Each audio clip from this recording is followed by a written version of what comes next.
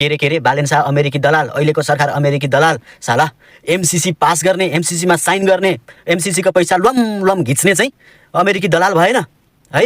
अहिले आएर त्यही साइन गर्ने त्यही दलालहरूलाई कोचेर लात्ताले घोक्रे ठ्याक हान्नेलाई चाहिँ अहिले अमेरिकी दलाल ठुक्क साला हुतियारा झोलेहरू हो, गुहरू हो। अब घिच्ने बाटो सकियो, घिच्न नपाउने भएपछि जे बोल्दा पनि बाच अराजक अराजक कुरोहरू बोलेको छ, चाहिने कुरो बोलेको छैन। साला गोरु, भ्रष्टाचारी, आतंककारी, बलात्कारी साला रन्डोहरू हो, झोले। हिजो तिमीहरूले के सम्मान गरेको थियौ? कलेजमा पढ्ने ती बालिकाहरूलाई विभिन्न लोभ देखाएर बलात्कार गर्ने साले गोरुहरू हो।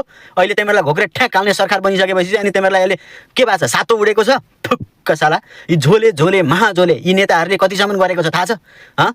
विभिन्न छोरीचेलीलाई बलात्कार गरेको छ, मारेको छ। ती बिचरा ती कलेज पढ्न आएका होस्टेल बस्नेहरूलाई विभिन्न लोभ देखाएर बलात्कार गरेको छ। यदि त्यो ठाउँमा तिमीहरूको छोरीचेली थियो भने के गर्थ्यौ? वेश्यावृत्ति बढाउनु पर्छ भन्ने मन्त्री सही थियो, संसद सही थियो है। शिक्षा मन्त्री भएर डिस्कोमा नाच्ने केटी भएन भन्ने सही थियो है। बाफ्रे बाफ्रे साला गुरु हो, झोलेहरू हो। बालेन शाहलाई इन्डियाको दलाल हो यो भन्नेहरू बिचमा आइसके पछाडि, ग्रेटर नेपालको कुरा निस्किसके पछाडि अनि यो अमेरिकी दलाल भयो। साला तिमीहरू हो एमसीसी पास गर्ने, तेरा बाउहरूले गरेका थिए एमसीसी पास, बुझिस् झोले हो। तिमीहरू बाउहरू हो, देश बेच्न आँटेको थियो, अहिले देश जोगिन आँटेको छ। अहिले भएका मन्त्रीहरू पनि अमेरिकी दलाल होलान् है।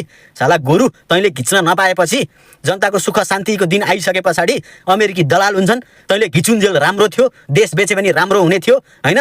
साला सम्झिँदा पनि यस्तो पारो तातेर आएछ नि। कसैले यो म पार्टीको मान्छे हो भनौँ भने पनि म त त्यसलाई नि 7 पत्र निक्लिने गरी हान्थेँ क्या। हान्छु पनि, भेटेँ भने अझै पनि हान्छु म। साला